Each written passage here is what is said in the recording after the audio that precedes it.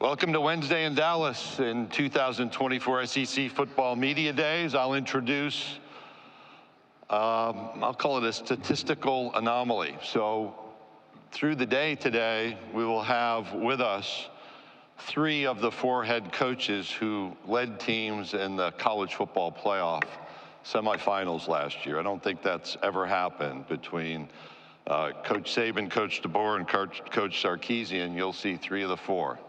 Coach Harbaugh didn't want to come to media days, apparently, in the SEC. Kalen DeBoer is entering his first season as the head coach at the University of Alabama. In his 9 seasons as a head coach, he has an overall record of 104 victories and 12 losses, which includes a 25-3 record with Washington and 3 NAIA national championships at Sioux Falls. He and I share a common experience, having played under the NAIA banner during our collegiate environments. He much more successful than I. He's a 1998 graduate at Sioux Falls with a degree in secondary education, record-setting football and baseball student athlete, so 2 sports. Caught 234 passes for 3,400 yards and 33 touchdowns, and played on the 96 Division II NAIA National Championship team. His baseball stats, since it's Major League Baseball All-Star Week here in Dallas as well, included a batting average of .520, which remains a school record when he was a senior in 1998. In our backstage conversation, he's just headed here from a couple days watching his oldest daughter wrap up her summer softball club career. Maybe another opportunity to do that before the season concludes. So welcome to the podium, the head coach of the University of Alabama, Kalen DeBoer.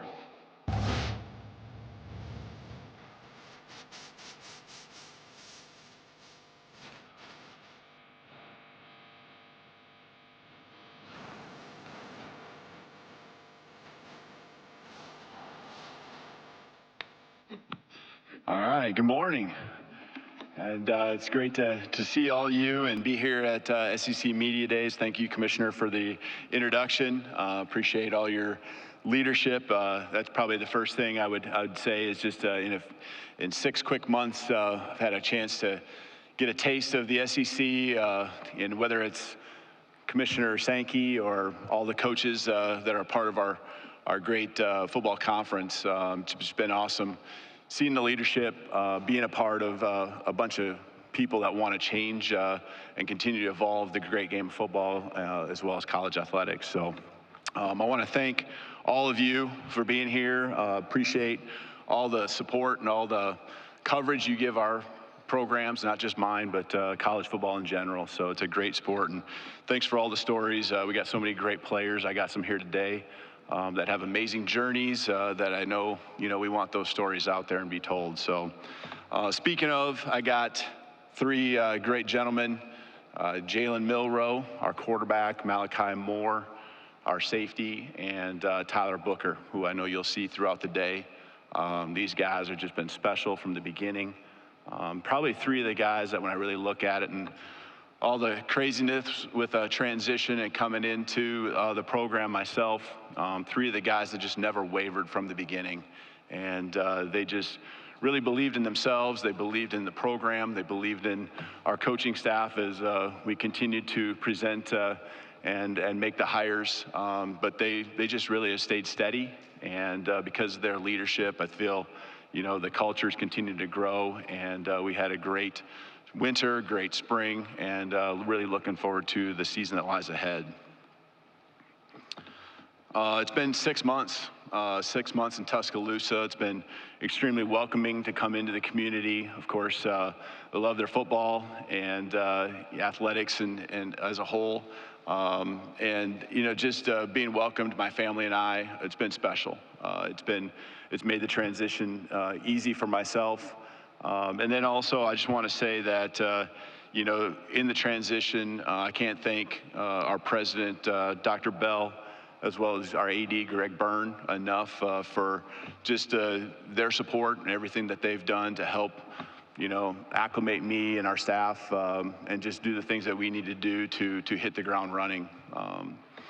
It takes a village, and, Greg did a great job hiring an athletic department full of staff, whether it's administrative or other head coaches, who've just been a pleasure to come to the work, in the department and bring the energy. I was fortunate enough to pretty much show up and within a month or so get a chance to support Nate Oates and our basketball team making a Final Four run, and not long after that, our softball team making a trip to the College World Series, the Women's College World Series, and other great, teams, and the department as a whole is in such a great place because of Greg's leadership.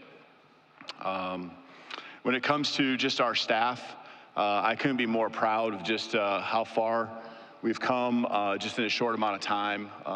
The belief and trust in our team starts with these guys, and it's not just the on-the-field staff, it's the off-the-field staff. And meshing a staff where we retained many that were super critical, whether it's strength and conditioning with David Ballou, our training staff with Jeff Allen, and other departments as well. The meshing of our staff with those that we retained and those that I brought in with me, it's been awesome, feeling the energy, feeling the excitement.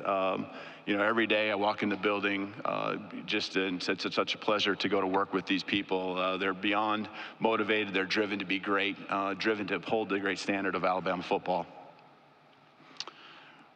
We have a lot of work ahead, and I know when it comes to our team, we had a great spring. I think they felt that as well. We were able to retain pretty much the entire roster. We did lose 2 guys to the portal, but overall, between the winter and the spring, we've picked up 14 and guys that I think, they don't just add depth to our program, they come in and make a difference, and they add to the guys that have continued to develop and grow within our program. Looking forward to hitting the field 2 weeks from today at this very time. We'll be in practice, which is exciting. I love being on the grass with the guys. Love being out there working with them. It's what it's all about. It's why we do what we do as coaches, and really looking forward to that. So, they understand that there was a gap that needed to be closed early on. And I say that because anytime you institute and you're incorporating new strategies, whether it's offensively, defensively, special teams, along with just getting to know and building new relationships, there's a gap that you have to close because the programs that are continue to hit the ground running, continuing to kind of add to what they've done in the past because of their familiarity, they're in a place, and now I think we've closed that gap, and now the whole thing is focusing on separating ourselves. And this summer, just the focus, the commitment. I think if you asked our guys what they appreciate about each other right now is that they come in with a competitive mindset every single day, and I can see it. They have high goals and aspirations, but the actions support those goals that they each have. So they do it on the field, they do it off the field. I think they're just well-rounded team, a group of guys, academically, even in the spring, a 3.2 GPA. We had over 85. We had 85 of the 123 guys on our team have a 3.0 or higher. It just goes to show the focus and what type of people and players we have in our program. We returned, I guess it depends on how you look at it, 5 starters on offense, 5 starters on defense, a couple specialists, and those guys are going to be certainly counted on. I think we've brought in some players to help add to, again, not just the depth, but also to build and have an elite level of starters on the football field for us when August 31st comes around. I think their mindset of just going 1-0 and winning the day is something that I preach to them, and they've taken on that challenge. They show up, they put in the extra work. They try to, they understand that everyone's doing the same things. You just got to do it better and do it more often than those that we're going to be competing against throughout the season. Before I open up for questions, I do just want to say, I know I haven't seen Coach around here, but I do want to first of all, congratulate Coach. I thought it was really cool winning the ESPY the other night, and got a chance to finally, it seemed like every time I got a chance to see the speech, it was just a little blurb. Got to see the whole thing, and just like always, there's something that we've always taken from those speeches, well-deserved with that honor. And then personally, and from, I think on behalf of everyone with Alabama football and the University of Alabama, we appreciate everything Coach has done to make this foundation strong to where we can continue to build on it, continue to help those that are supportive of our program proud, and just appreciate all those years and hard work that's been put into this. And so with that, I'll open up for questions. Thank you, Coach. If you have a question, please raise your hand. We'll bring a microphone to you, Grant, Kylie, or Edley. Please state your name and affiliation if you have a question. We're going to start right here in the center, Grant, right here in the center, just right center section. Coach DeBoer, Emily Grace McWhorter from The Next Round. Throughout this week, other SEC quarterbacks have had a chance to talk about your quarterback in Jalen Milroe. And the consensus has been he's just a great guy on and off the field, and he has a great smile. For you, how does that impact you coaching this offense and this team to have someone that translates so well in the locker room? Well, I think that's something that you see with Jalen, right, is what he is, and I can just look back last week, a moment with our team, and not to get into the details, but him standing up and speaking out, and, positive, but also accountability. And that mix of everything that great leaders do, and building up their teammates, but also just reminding them of what it's going to take for us to reach the goals that we have. He does a great job of balancing that. I think he's grown in a lot of ways when it comes in that area. But then obviously we got to talk about what he does on the football field, and he's got a skill set that is special. He can. With his arm, make you pay, and he can make the throws. And I think he's continued to grow in that area, building confidence in himself, just tirelessly working with the receiving core, actually all the skill players to just, be on the same page. I think he's continued to expand on his game with the different throws he can make. Down the field, he's been strong. A year ago, he was one of the best in the country with downfield throws. I think he's continued to work on those higher percentage throws that you need to have to move the chains and all of that. But he dives into it, and there's no one that's going to beat him into the football facility from a player's vantage point. He's there 4:30, 5 o'clock for sure, every single day. And I know there's guys that have tried to beat him into the facility and they can't. But when he's there, it isn't just punching in the clock. He's done a great job, being efficient, doing everything he can, whether it's mentally, physically, to be ready for this fall. Coach, we're going to go over to our right-hand side. Over to the right. Over here. Shahan J. Roger from CBS Sports. How you doing, Coach? I'm good, thank you. So you brought a player here in Malachi Moore who has been kind of through everything since being on campus since 2020. How do you benefit from having this group of leaders that have been at Alabama, and how do you integrate some of the guys, for example, that you brought from Washington who know what you do? Yeah, guys like Malachi, Jalen, Book, these guys are all guys that, of course, can get here today. But, they all understand, and Malachi, since you specifically brought up him, they understand what it's looked like. They understand what it takes. And it isn't just what it looks like and it needs to be done in the fall. This is the time where you build your team. And that work that they're putting in each and every day, a guy like Malachi is front and center. And I guess, I just think about, Malachi and very similar to Jalen. They love the game. They love the work that is associated with the game. And he brings a smile to it. He's determined. He's a beast on the football field, and he'll hit you with everything he's got. And he's helping grow a secondary around him that's got some youth. And he's taken that and put it on his shoulders. And I think he's excited about that. He knows he's one of the faces of the program, and takes that responsibility in a strong way. But I think when you look at just people in general and how it all comes together with different transfers coming from different places, obviously you look at the talent, right? But we have great kids, I shouldn't call them kids, great young men that have come into our program. And you alluded to the Washington players, the 4 of them that have come in. These are just standouts, not just on the football field, but just high-end character guys. They knew that they had to adapt to the things that Alabama represents and the football program, and I think I couldn't be more, because I did have a relationship with them, obviously, before coming here. I couldn't be more proud of the way they've approached everything and now stepping up as leaders themselves. Coach, we'll go on the section right in front of me on the far out.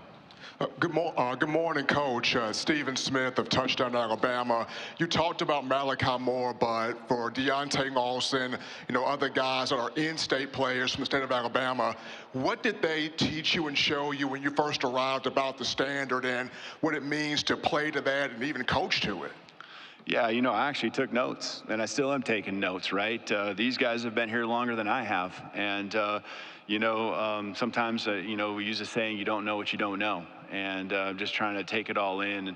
And we want to do things, of course, I want to do things the way I've done them in some aspects, but embracing what is important to this program, the traditions that have happened over many years. But I think just when it really comes down to this team, it's about the work that we're doing right now and listening to them and hearing them out. I think that's the best thing you can do when you come in as a new coach is kind of meet them in the middle, and we've worked together, and they understand that I want this team to be a team that ultimately is player led. Now, what does that mean? We've talked a lot about that. I'm going to provide the framework and the parameters and a lot of the organization that I feel has worked for me over many years. But, I also want them to have that buy-in and understand the why, not just what. Okay, we'll stay in that same section in the center. Kirk. Kirk Bowles from the Houston Chronicle. Kalen, I wonder how many coaches, friends, family told you it wasn't smart to follow a legend, and how much that entered into your thinking before you accepted? Yeah, I get it. I totally get it. Understand, there's only one Coach Saban. There will only ever be one Coach Saban, and this program is special, and I guess I just take it as a great honor to be the one that gets to do everything we can to carry on the great tradition.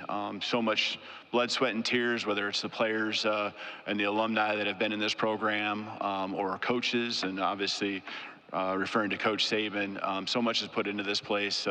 We all have alma maters, right? We all have places that we have great pride in, and you always want that to be home, and we always want to make those people proud of their alma mater and the work that's been put in to set this program up for success. But for me personally, it was just more about just understanding that, coaching football is coaching football to some aspect, and you got to try to simplify it down as difficult and complicated as you can make it. I've done this for enough years and seen what good culture looks like, and maybe even what a culture that needs to improve on looks like. And it's been just an awesome blessing to be a part of this program, to continue to have that expectation on us. The alternative is to be at places where there aren't expectations. And, at some point there's been places where maybe a little bit of that has happened throughout my career. And this is a great place to be. I'm very blessed, very honored, and certainly acknowledge what you said. But we're just going to focus on this team and being the best we can be and continue to build on the great tradition of Alabama football. Coach, we're going to go to our right on the very front row, just in the section in front of you to the right. Yeah, Coach, Brooks Austin with Dogs Daily. I think when you first got hired, one of the first questions was, how well will he be able to recruit in the Southeast? I think we've gotten a pretty immediate answer on that one. I'm curious what your thought processes are on how you define a great recruiter, and what your general thought processes are on player acquisition as a whole.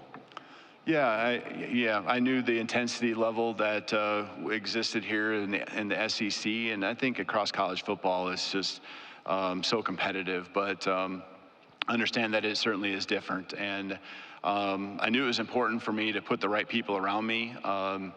as much as I can preach relationships and getting to know guys and feel like, there's a way that I can get guys to feel that this is a program they want to be a part of. I understand that there's got to be familiarity with the region. There's got to be some familiarity with coaches to be able to get started and get off to a fast jump there, especially in these early months, because you're behind when you come in and it's the middle of January and you haven't even put a staff together, and all of a sudden it's the end of January and you got a week or two to hit the road. And this is the last time you can be on the road other than a little time in May, and by that time the official visits are all set up for June.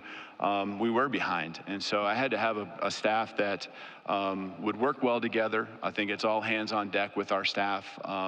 Those within the building would feel that, just kind of sharing that it's a team effort, but we also certainly have some guys and staff on the field and off the field that just work relentlessly, every single day, just to build those relationships, to help us get guys to campus. And I think that's when we're at our best, because the culture of our team, as we have that energy within the building, when prospects do come onto campus, they see that this is something they want to be a part of. And so all that together has led to a lot of success here early on.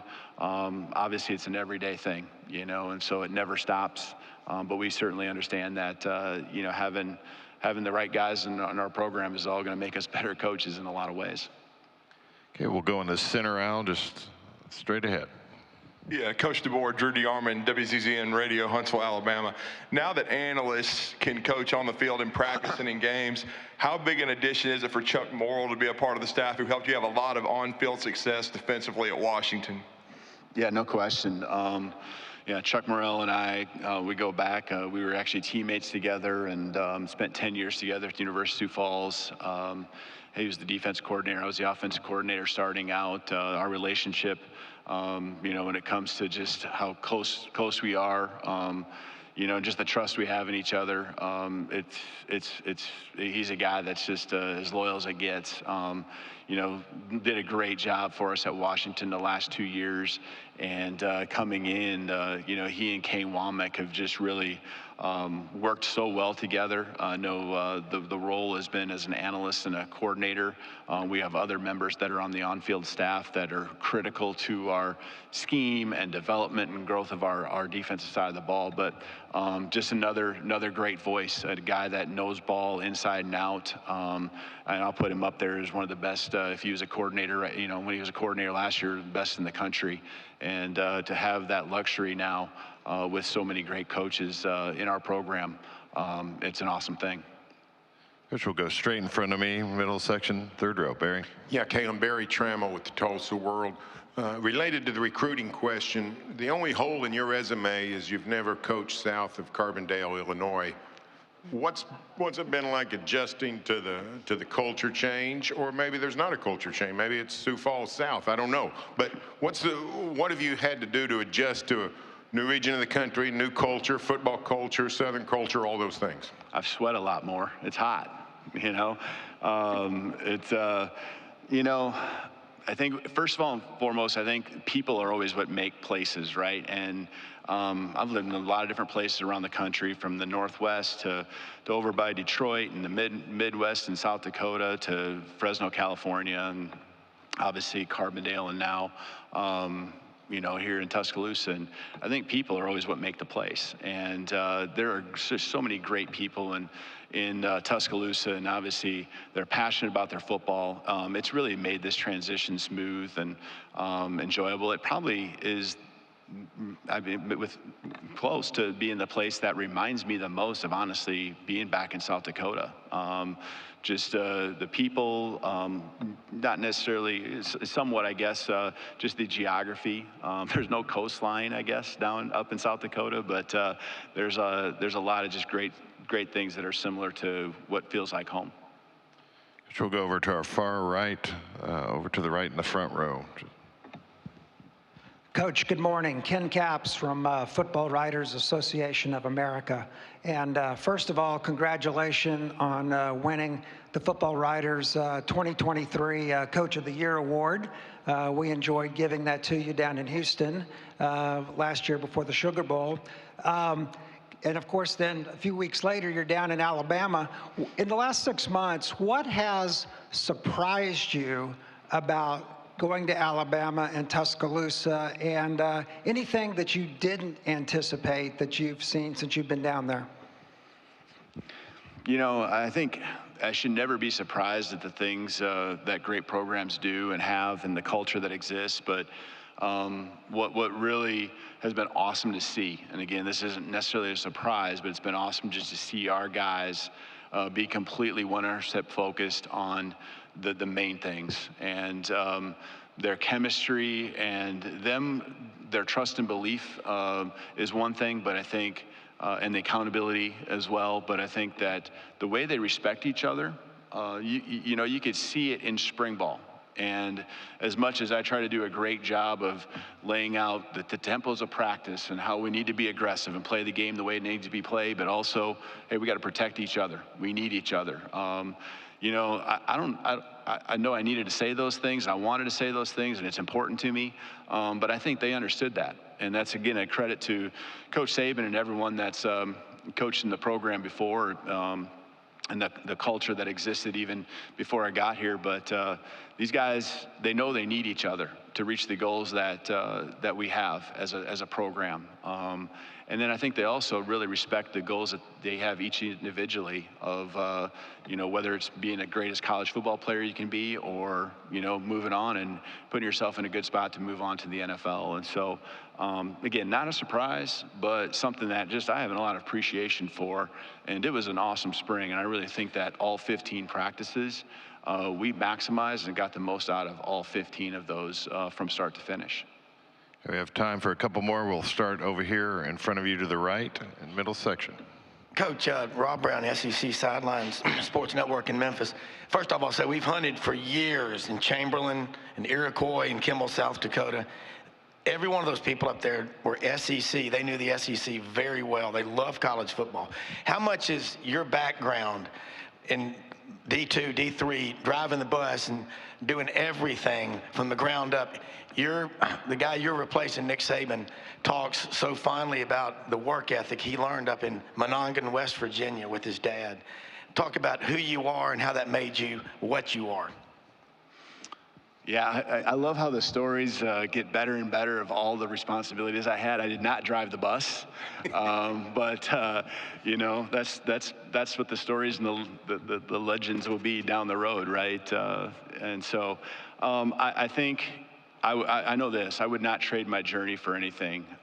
It gives me an appreciation for where I'm at. It gives me an appreciation for the people I have around me and all the jobs that they have, because you know, there was a time where you weren't driving I wasn't driving the bus, but I was, you know, working with equipment and doing things in the locker room, you know, pretty much a GA, an offensive coordinator, and a head coach all at the same time. And so I think there's again, just an appreciation I have for everyone when you have the support systems that you have at this level. You know, and I understand their roles and how important and valuable they are and making them feel a part of it. And, you know, it allows me to really focus on the things I really love to do, and that's build these relationships with these guys and you know, dive into the football and coach these guys up and help them be the best they can be. And there's just a little bit more in those areas that I get to focus on. So yeah, it's a work ethic related thing as well, but it's an appreciation piece as much as anything. We'll take one final question in the section in front of me on the aisle. Connor O'Gara, Saturday Down South. Kalen, I think it's pretty well documented how different you and Nick are, but what's the area that you think that you two are the most similar? Yeah, I mean, I think I've heard it from our guys.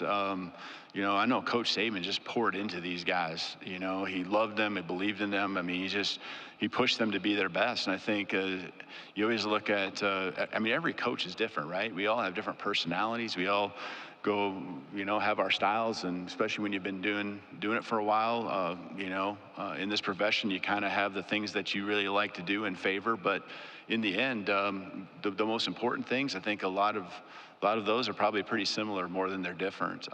Pouring into the guys and helping them and pushing them to be their best, holding them accountable and expecting a high level of discipline, while also trying to build a brotherhood and a family that exists through great team chemistry to be great on the football field when it matters most.